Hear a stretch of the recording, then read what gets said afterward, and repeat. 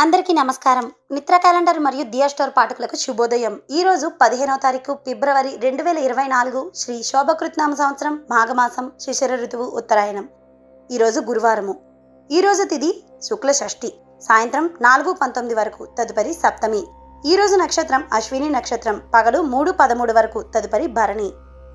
ఈరోజు ద్వాదశ రాశుల వారి రాశి ఫలాలు ఏ విధంగా ఉన్నాయో తెలుసుకుందాం. ముందుగా మేషరాశి. దూర ప్రయాణాలు వాయిదా పడతాయి. చేపట్టిన పనుల్లో జాప్యం కలుగుతుంది. సోదరులతో స్థిరాస్తి వివాదాలు కలుగుతాయి. ఆర్థిక విషయాలు నిరాశపరుస్తాయి.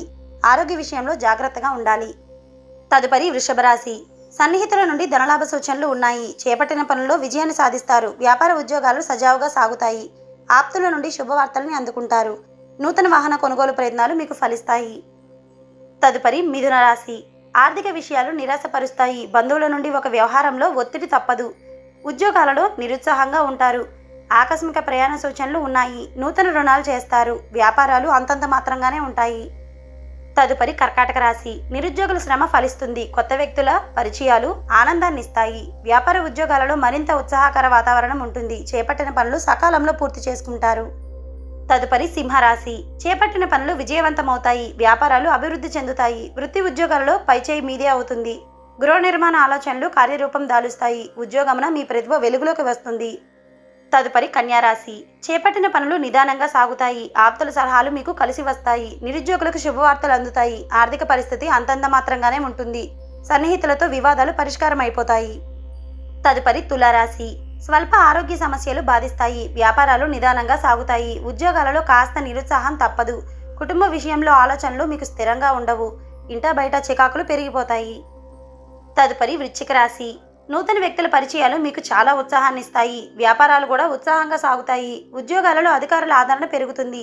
గృహమున శుభకార్యాలు నిర్వహించుకుంటారు. పాత బాకీలు వసూలవుతాయి. పనులు వేగవంతం చేస్తారు. తదుపరి ధనుస్సు రాశి.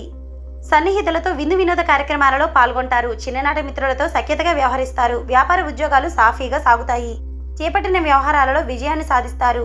ఆప్తుల నుండి ఆహ్వానాల్ని అందుకుంటారు. తదుపరి మకర రాశి. మీ ఆలోచనలు ఇతరులకు నచ్చవు. ముఖ్యమైన వ్యవహారాలలో ఆటంకాలు ఉంటాయి. ఉద్యోగాలలో సహోద్యోగులతో సమస్యలు తప్పవు. నూతన రుణ ప్రయత్నాలను చేస్తారు. ఆకస్మిక ప్రయాణ సూచనలు ఉన్నాయి. బంధువర్గంతో మాట పట్టింపులు ఉంటాయి. తదుపరి కుంభరాశి.